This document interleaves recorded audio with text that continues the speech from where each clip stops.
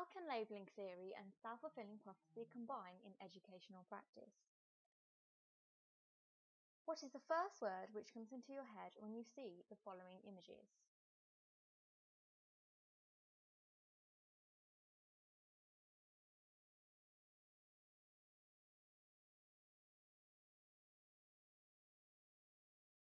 What you have just done is an example of labelling.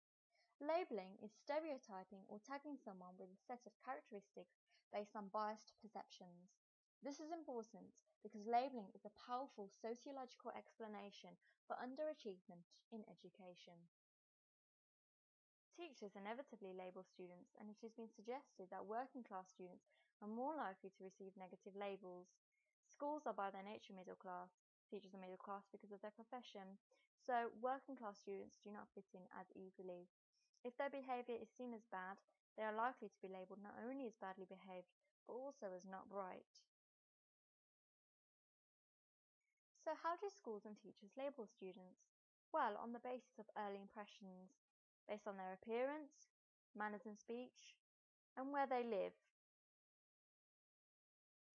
Similarly, in his research called Deviance in Classrooms, David Hargreaves researched how teachers classified pupils, and he found that teachers initially categorized students by their appearance, their enthusiasm towards work, how likable they were, their personality, their relationships with other pupils, whether they were deviant, and how well they conformed to discipline. A self-fulfilling prophecy is a prediction that directly or indirectly causes itself to become true. W.I. Thomas argued that if people define social situations as real, then they become real in their consequences.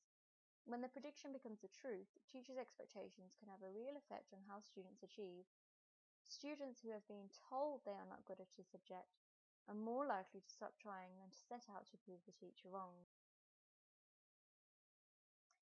Rist's study in the 1970s asserted that the expectations teachers hold for their students can be generated as early as the first few days of the school year and then remain stable over the months to follow.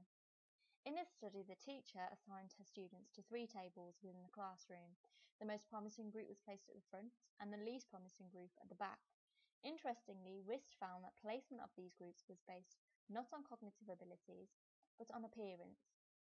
Those in the front of the classroom received more praise and had more interaction with the teacher, while those labelled as slow learners had less opportunity to participate in learning experiences and were reprimanded more often, and this created a class-like classroom.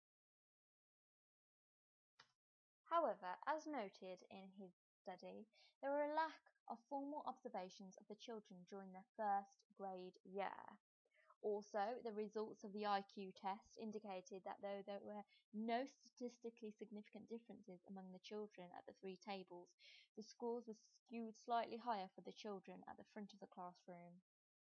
Also, there were children at tables 2 and 3 at the back of the classroom who did score higher than several students at the front of the classroom. So this shows clear evidence against the idea of a self-fulfilling prophecy. Furthermore, there's the argument that you are not defined by the expectations others have of you. A self-fulfilling prophecy is not magical thinking. You can make the prophecy that you will be a millionaire, but doing so won't raise your odds. Many people struggle and go on to lead successful lives. On the flip side, students who are identified as gifted go on to very little with those skills. Rosenthal and Jacobson's experiment took place in a public elementary school in a predominantly lower-class community. At the beginning of the school year, the researchers gave the students an intelligence test.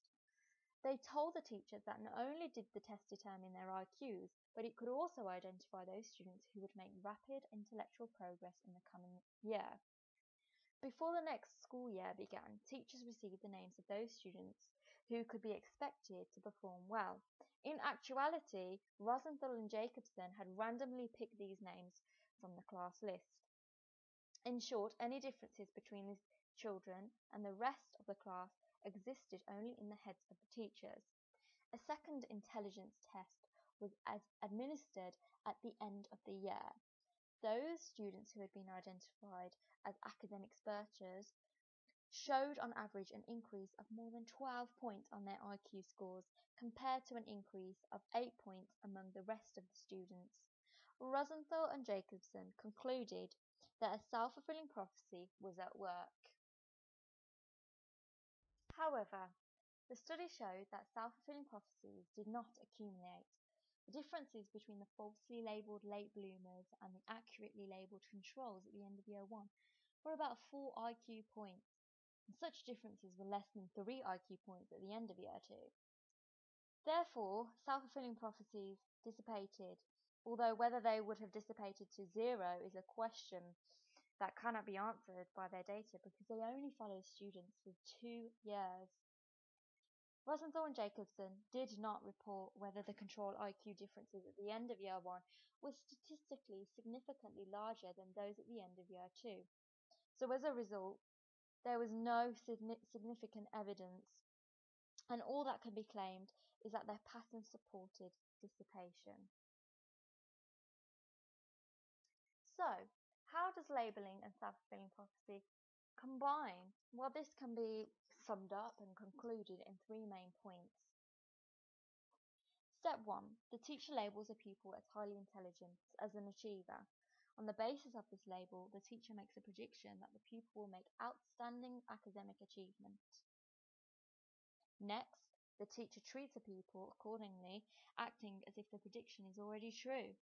The teacher gives the pupil more attention and expects a higher standard of work from the pupil, and this is known as the halo effect. Finally, the pupil internalizes the teacher's expectation, which becomes part of their self-concept or self-image, so that they will now actually believe in and become the kind of pupil the teacher believed them to be in the first place. The pupil gains confidence, tries harder, and is successful. The prediction is fulfilled. Thank you for listening.